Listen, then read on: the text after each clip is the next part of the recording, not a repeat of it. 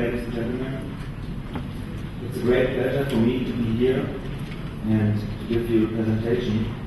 I'm very happy about such a high qualified and mixed audience, especially that so many students are here, because it's very important in my opinion that even the universities are aware about the topic I want to talk about.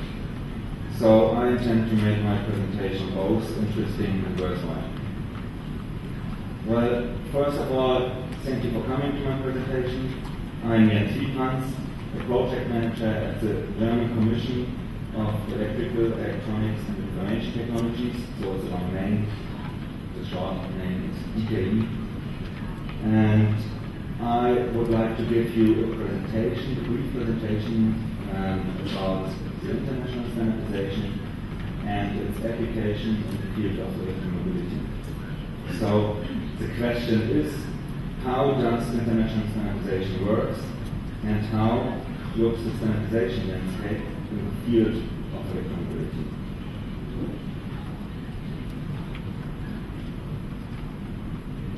So, as you can see here, my presentation is divided into three main parts. Firstly, I will give you an overview of the DKE and the VDE. The VDE is the Association of Electrical, Electronics and Information Technologies. Secondly, I move on to the European and international standardization.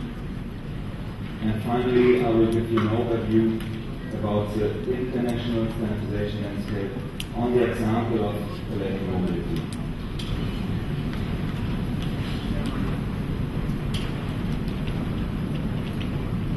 So we will begin with the overview of the VDE.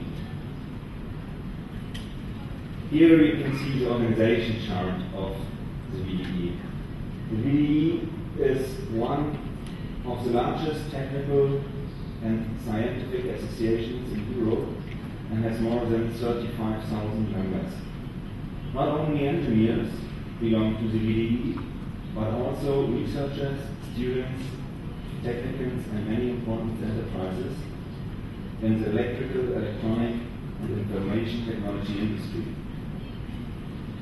The electrical utilities, federal authorities, and institutions.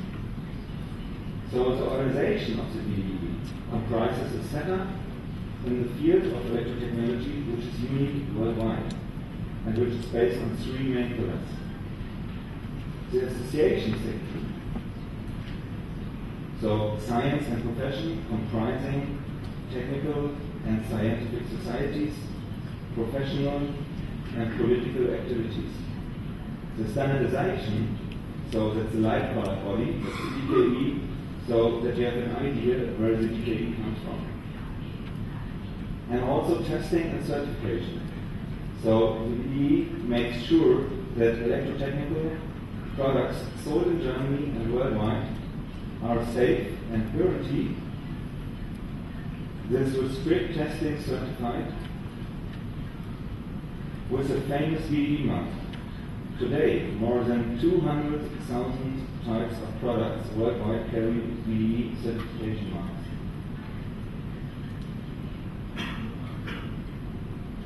So, now I want to move to the DKE, the aforementioned standardization body. So the DKE is a non-profit organization, independent from government and funding, and located in Frankfurt. The DKE is a national organization responsible for creation and maintenance of standards and safety specifications covering the area of electrical engineering, electronics and information technologies in Germany.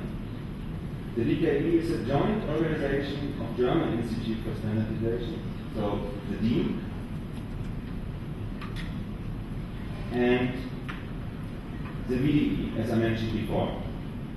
So, also the DKE is a member of IEC, the International Electrotechnical Commission, and CENELEC, the European Committee for Electrotechnical Standardization. And finally, the DKE is the National Standardization Organization of ETSI, the European Telecommunications Standards Institute. So, results of DKE were formed an integral part of the German collection of standards. So, also you can see here the DKE has 3,500 technical experts at the national level. So, what are the goals of the DKE? So, firstly, our focus is the overall safety of electrotechnical products and installations, their related services, and labor protection. So, in general, the safe application of electricity. Furthermore, compatibility of products and installations. Also, we develop standards if they are relevant to the market. And then, it's a goal to accelerate diffusion of new technologies on the market by supporting information processes via standards and specifications. Well, we develop standards by building a consensus. That means bringing together the knowledge and the interest of all associated parties, building consensus around controversial technical issues. And finally, the representing of German interest in the development of international and European standards in order to open the global market for the industry.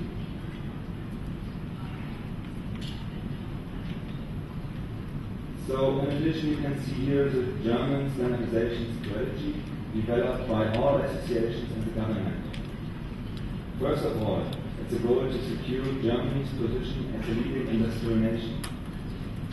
Secondly, standardization is a strategic instrument to support a successful society and economy. Furthermore, standardization shall be used as an instrument of deregulation and therefore support and relieve the body of laws. So, in fact, no technical rules by politics, but by technical experts from industry.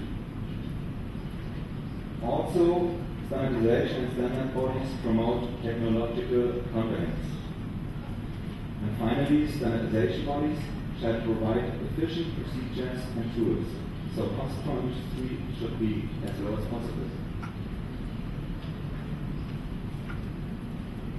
To give you an overview about the standardization system in Germany, you can see here that the DKE as a joint organization with the German Institute of Standardization, the DIN, is responsible for the elaboration of standards and safety specifications covering the areas of electrical engineering, electronic information technologies. So, as I mentioned before, the DKE is a member of IEC and Senelec. Furthermore, it's the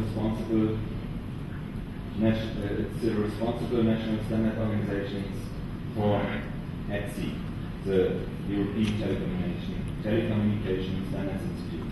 So today there's a clear structure of the standardization landscape. The DIN is responsible for general standardization, so non-electrotechnical, and DKE is responsible for electrotechnical standardization. That's similar to many other countries. So now you can see the integration of the DKE in the international and regional context with the help of the matrix. So who is responsible in which area and in which sector? You can see the DIN is a member in SEN and ISO, and DKE is a member in Senelec and IEC, and also in ETSI. Basically, we don't intend to develop national standards, but international standards, the so-called Dresden Agreement. So, due to the fact that we do not longer develop national standards, we send our experts to the European and international committees, so Senelec and IEC. This is called national delegation principle, and it means active participation in development and decision-making processes through delegates representing the country interests, not their company interests. And being the German delegate in European and international meetings means to act as a representative of the German National Committee. Interests, not your own interests.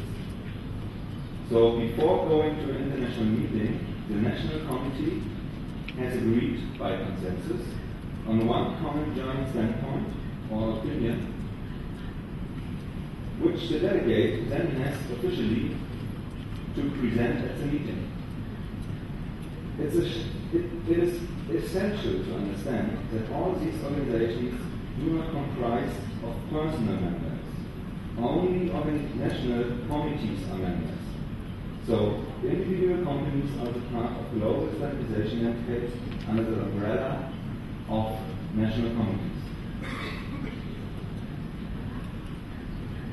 So on this slide you can see the interfaces of standard users, standardization bodies, and legislative.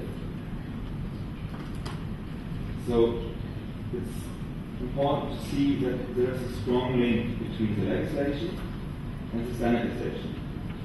For example, there could be a motivation of industry to participate in the standardization process. Accountability, liability, and responsibility are the driving factors for industry in case of conflicts with the product. Standards, the application of standards, move you on the safe side.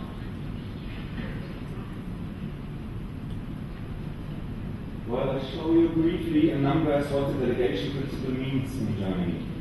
The DKV, as I mentioned before, has more than 3,500 technical experts at national level.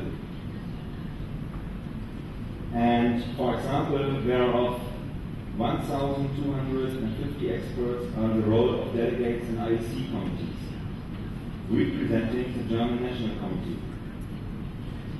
So the German National Committee holds more than 32 chairs and 34 secretaries in IEC committees. I think no other country has more. So that shall show you how important standardization is in Germany. So the structure of the DKE, it's not important to understand it in detail, but I want to give you a message. So we have a council, several advisory boards for the council, and also several divisions for the standardization activities, so the national technical committees. So the important thing is that in each board or committee there is a balanced representation of all relevant associations and in all levels. So the key message for you should be the standardization is industry driven through associations in all levels.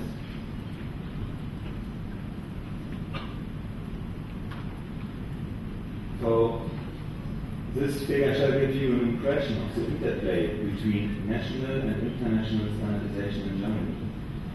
The figure shows the proportion between national and international standardization in Germany since 1990. So the blue line are purely national standards. The yellow ones are national standards directly adopted from IEC. The green ones are purely European standards, and the red one are national and European standards and based on IEC. You can see that there is a clear trend towards the decrease of purely national standardization, means standards not based or not identical to international standards. The amount of purely national standards is very low compared to national standards which are IEC based. Our standards today still are marked DIN standards, but in fact it's only a cover sheet and the content is IEC. So the main message is there's no difference between national, international and regional standards.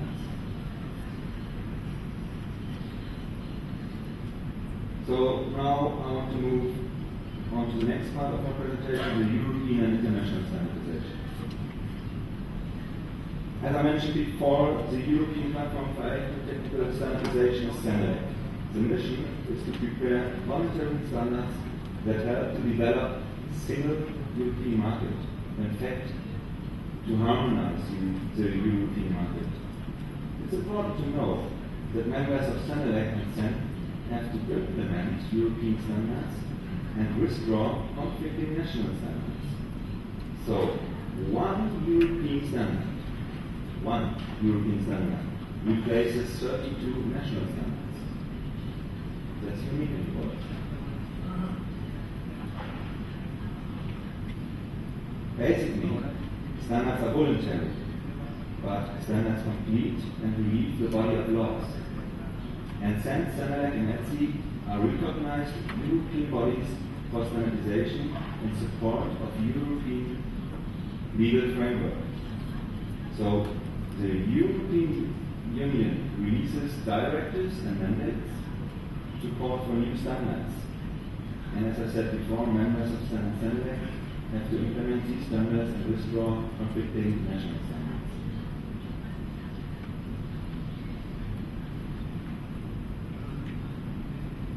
So, the international standardization, IEC. The IEC is an independent, non-governmental, non-profit organization that developed and published international standards. IEC is a member organization consisting of national committees. The role of national committees is crucial for collecting national views and international standards. They identify, support, and fund participation of national delegates. They publish and distribute standards and promote their use. Currently important activities are, for example, energy efficiency and renewable resources, smart grid, so intelligent energy supply, or electromobility, and some other topics. For such activities, the IEC has strategic groups for coordinating the systems. On the example of electromobility, I want to show you how the standardization landscape looks like. In fact, which technical committees are involved and which standards are relevant.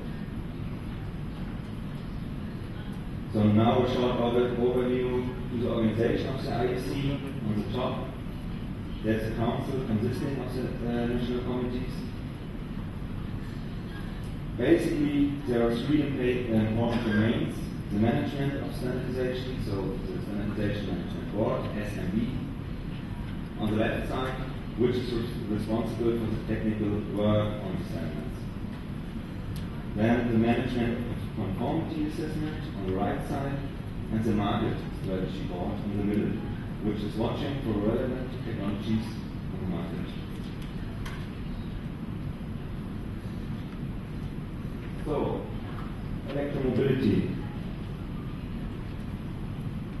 As I mentioned, I want to give you an overview about the standardization landscape in the field of electromobility. But first of all, what is electromobility? So, to be honest, I haven't enough time to explain it in detail because it's a very complex system, but I want to try to give you an overview about the system of electromobility with the different energy flows. In general, the understanding of electromobility is electric vehicles and the integration with the grid. So cars with batteries, or fuel cells, for example. The first type of flow that comes to mind is conductive charging of a vehicle battery via cable or mains outlet. However, other energy flows are already being considered within the electromobility framework, such as inductive charging, battery switching, and charging by electrolytic exchange, so-called redox flow. Other energy flow modes are not regarded as being practicable at present or are not relevant for standardization activities. The significant number of national and international standardization activities deal with defining the characteristic parameters of all possible energy flows. At the moment, there is no international approach to the standardization of battery exchange or switching systems, and research still has to be carried out on the root-of-scope charging system, before the main characteristics, parameters, can be defined in standards.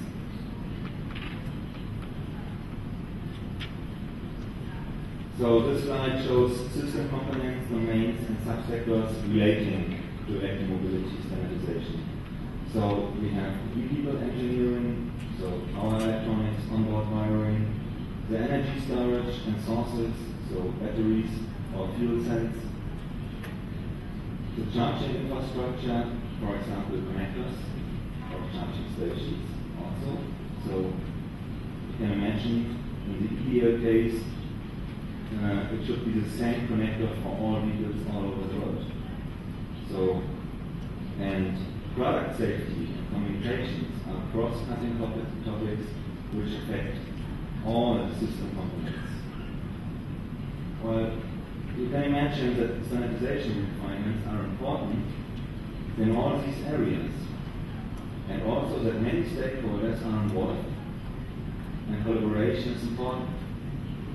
Therefore, standardization is a central factor for disseminating electromobility. But electromobility, as I mentioned before, is only an example. There are some more topics.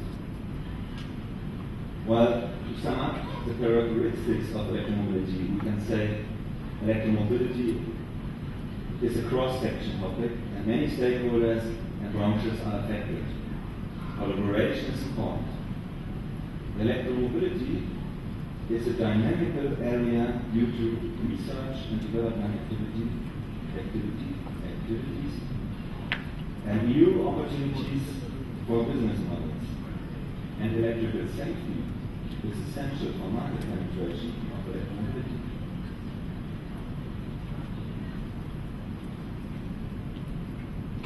So, in addition to the aforementioned strategic group on IC level, there are numerous other IC committees which are involved in electromobility standardization. This slide shows which bodies are active in which area. So, but don't worry if you don't understand this figure. That's not my intention, but it shall make more clearly how important standardization is and how important it is bringing together knowledge and the interest of all associated parties.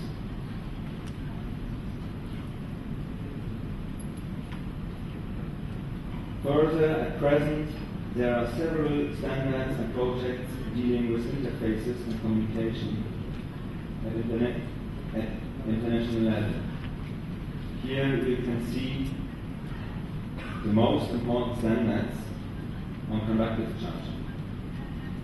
So in the middle, charging connectors, then the communication and the charging topology, and very important is safety. So in addition, the standard proposal on inductive charging, so charging without cable, has been submitted to IC.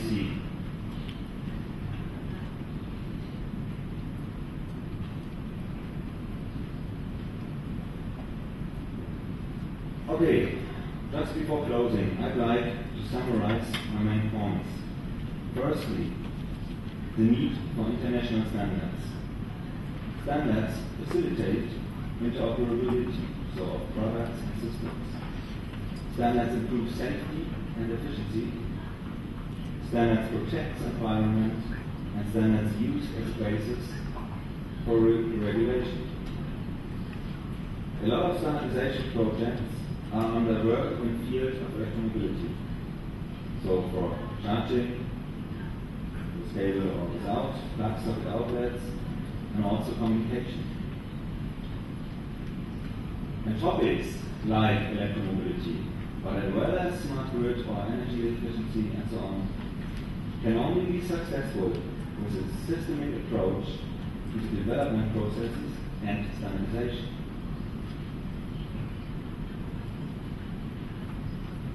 So that brings me to the end of my presentation.